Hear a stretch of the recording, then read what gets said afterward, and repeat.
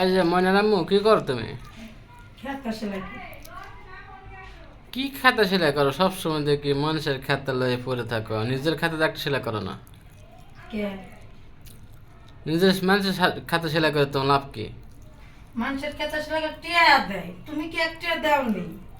তোমার লোক আরো ঝগড়া লাগে আমার পানের লেগে। আমি তো তোমার কামাই করে খাওয়া হেঁটে। তা আমি যে তোমার রান্ডে খাওয়াই। বাবা সদবোধ। হুম। ভালো তো।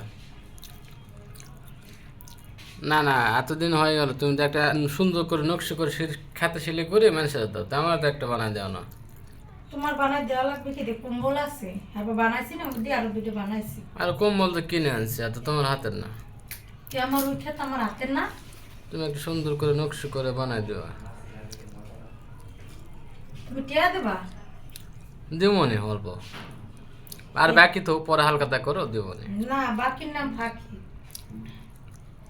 স্বামীর দ্বারা কোনোদিন বাকি তো কোনো মহিলা।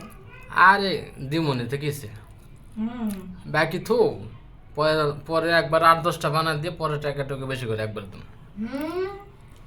যে দেবা নেই। একটা বানা দিও, হ্যাঁ। আচ্ছা দি মনে সবাই নিয়ে দিই।